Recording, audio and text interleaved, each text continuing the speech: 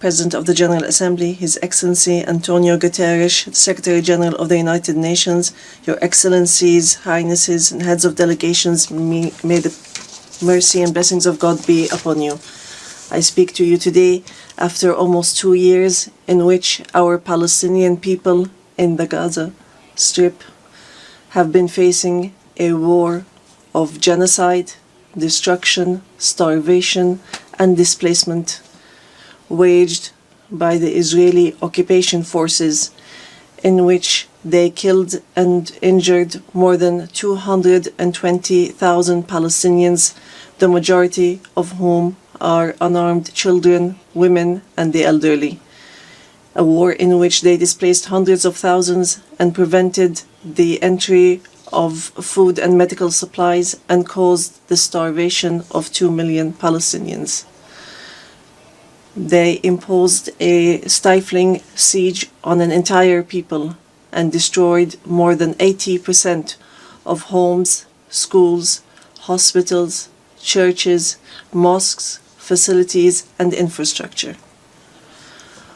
What Israel is carrying out is not merely an aggression. It is a war crime and a crime against humanity that is both documented and monitored, and it will be recorded in history books and the pages of international conscience as one of the most horrific chapters of humanitarian tragedy in the 20th and 21st centuries. In the West Bank, including East Jerusalem, the capital of the state of Palestine, the extremist Israeli government continues to implement its settlement policies through illegal settlement expansion and developing projects for annexing settlements.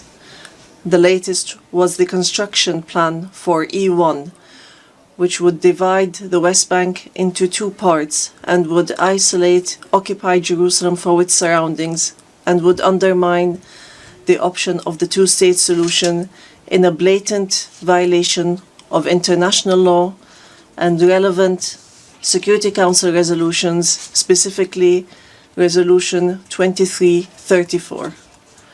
Furthermore, the Israeli Prime Minister announced a plan for what he calls Greater Israel, which we reject and completely deplore, and which involves expanding into sovereign Arab states. In addition to the brutal attack against the sisterly state of Qatar, which we condemn and see as an escalation that is grave and a blatant violation of international law, which requires a decisive intervention and deterring procedures and measures for such expansionary plans. With official support and through increasing facilities, the terrorism of settlers increases. They burn homes and fields, they uproot trees and attack villages and attack unarmed Palestinian civilians. In fact, they kill them in broad daylight under the protection of the Israeli occupation army. Furthermore, the Islamic and Christian religious sites in Jerusalem, Hebron, and Gaza Strip have not been spared the attacks which have damaged the mosques, churches, and cemeteries in a blatant violation of the historic status quo and in a clear violation of the provisions of the international law. Despite all what our people have suffered, we reject what Hamas carried out on the 7th of October. These actions that targeted Israeli civilians and took them hostages, because these actions do not represent the Palestinian people, nor do they represent their just struggle for freedom and independence. We have affirmed, and we will continue to affirm, that the Gaza Strip is an integral part of the state of Palestine, and that we are ready to bear full responsibility for governance and security there. Hamas will not have a role to play in governance. Hamas and other factions will have to hand over their weapons to the Palestinian National Authority as part of a process to build the institutions of a one state, one law, and one legal security forces. We reiterate that we do not want an armed state. Ladies and gentlemen, our wounds are deep and our calamity is great. 7 million Palestinians are still living the tragedies of the Nakba and displacement since 1948. Our people in the West Bank, including East Jerusalem and in the Gaza Strip, are still living the tragedies of the Israeli aggression and occupation for decades. Years that our people have spent under occupation, killing, arrests, and settlement, and the theft of money, property, and lands. And this still continues without any deterrent or accountability. Years of oppression, deprivation, and the protection for the occupier, and enabling the occupier instead of protecting the people under the occupation, and more violations of the rights of our Palestinian people to self-determination, to freedom, dignity, independence, and sovereignty on the land of the occupied state, on the land of the state of Palestine occupied since 1967, including East Jerusalem. More than 1,000 resolutions at the United Nations, not one of them was implemented. There have been many efforts, many international initiatives, without reaching an end to this tragic situation that the Palestinian people are living under the yoke of occupation. In 1993, we signed the Oslo Accords, and we adhered to all its items, and we recognized the state of Israel. Israel, at the time, recognized the Palestine Liberation Organization as the sole legitimate representative of the Palestinian people. Based on that, we restructured our institutions, and we amended our national charter, and we rejected violence and terrorism, and we adopted a culture of peace. We made all our efforts to build the institutions of a modern Palestinian state that lives side by side in peace and security with Israel. But Israel did not adhere to the signed agreements and has worked systematically on undermining them. Ladies and gentlemen, just 3 days ago, we met at a high-level international conference in New York under the joint chairmanship of France and the Kingdom of Saudi Arabia, with wide-scale international presence and united positions that expressed a genuine international will to put an end to this historic conflict by recognizing the state of Palestine, ending the occupation, and returning hope to both the Palestinian and Israeli people. And here I would like to, on behalf of the Palestinian people, to express our gratitude and appreciation to all the states that recently recognized the state of Palestine and those that intend to recognize the state of Palestine soon. We urge all the states that have not done so yet to recognize the state of Palestine. We call on supporting Palestine obtaining full membership in the United Nations. It should be noted that we have already recognized Israel's right to exist in 1988, and in 1993. And we still recognize this right. In this regard, we would like to thank France, the UK, Canada, Australia, Belgium, Portugal, Luxembourg, Malta, Monaco, San Marino, Andorra, and Denmark for their recognition of the State of Palestine. We would like to thank all 149 states which had previously recognized the State of Palestine. Our people will not forget this noble position. We would also like to commend the role of the chairmanship of this conference, the Kingdom of Saudi Arabia and France, and also the United Kingdom. We would also like to thank all the states that headed the various working groups and those which participated and continue to participate in the International Alliance for Peace. We would also like to thank the states that are supporting our efforts to stop the genocide and the occupation and achieve peace. We highly appreciate all the peoples and organizations around the world who protested in support of the rights of the Palestinian people to freedom and independence and to stop the war, destruction, and starvation.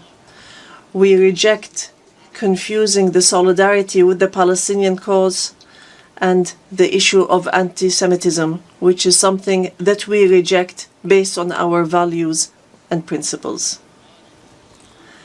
Within the framework of welcoming the outcomes of the International Conference for Peace, we reiterate today before the General Assembly the following points. First, the need for an immediate and permanent end to the war in Gaza. Second, the entry without conditions of humanitarian aid through United Nations organizations, including the UNRWA, and to stop using starvation as a weapon.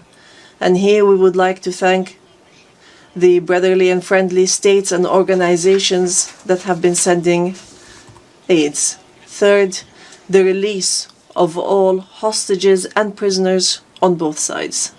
Fourth, the complete withdrawal of the occupation from the Gaza Strip and the rejection of the plans for displacement and putting an end to settlement, the terrorism of settlers, and the theft of Palestinian lands and property under the headline of annexation, and stopping the aggression against the status quo in holy sites. These are all unilateral actions that undermine the two-state solution in Gaza, the West Bank, and Jerusalem. Fifth, the state of Palestine should take their full responsibility, starting with the Administrative Committee for the Gaza Strip, which is chaired by a minister in the Palestinian government, to manage the affairs of the Gaza Strip for a temporary period, and then to connect that with the West Bank, all through Arab and international support and with Arab and international presence to protect civilians in Gaza and support the Palestinian forces under the umbrella of the United Nations rather than being a replacement. Sixth, to guarantee that the residents of the Gaza Strip remain on their lands without displacement, and to implement a recovery and reconstruction plan in both the Gaza Strip and the West Bank. Seventh, releasing the Palestinian tax money that is being held by the State of Israel unjustly, and lifting the economic siege and the barriers from the Palestinian cities, villages, and refugee camps. Eighth, supporting our national efforts towards reform and conducting presidential and parliamentary elections within a year after the end of the war. The practical procedures has begun. A committee has been assigned to draft a temporary constitution, and it will end its work within 3 months, so that we move from authority to state. We want a modern and democratic state that abides by international law, the rule of law, and multilateralism, and the peaceful transition of power. And we are extremely keen to empower women and the youth. Ninth, we declare that we are ready to work with US President Donald Trump and with the Kingdom of Saudi Arabia and France, the United Nations and all partners to implement the peace plan that was approved in the conference that was held on the 22nd of September in a way that would lead towards a just peace and regional cooperation. Ladies and gentlemen, today we say clearly, peace cannot be achieved if justice is not achieved. And there can be no justice if Palestine is not freed. We want to live in freedom, security and peace like all other people on earth, in an independent, sovereign state on the borders of 1967 with East Jerusalem as our capital, in security and peace with our neighbors. We want a modern civilian state that is free of violence, weapons and extremism, one that respects law, human rights, and invests in people, development, technology and education, not in wars and conflict.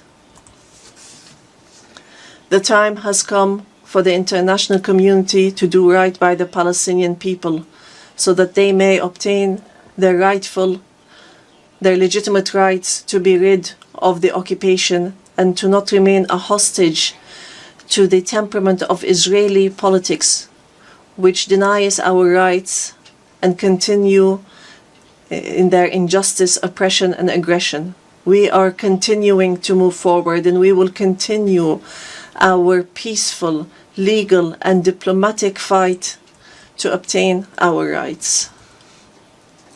In conclusion, we say to our sons and daughters in the homeland, in the exile and in the diaspora, no matter how much our wounds bleed, and no matter how long the suffering lasts, it will not break our will to live and survive. The dawn of freedom will emerge, and the flag of Palestine will fly high in our skies as a symbol of dignity, steadfastness, and being free from the yoke of occupation. Palestine is ours. Jerusalem is the jewel of our heart and our eternal capital. We will not leave our homeland. We will not leave our lands. Our people will remain rooted like the olive trees, firm as the rocks. We will rise from under the rubble to rebuild and to send from our blessed and holy land the messages of hope and the sound of truth and right, and build the bridges of just peace for the people of our region and the entire world. May the peace and mercy and blessings of God be upon you.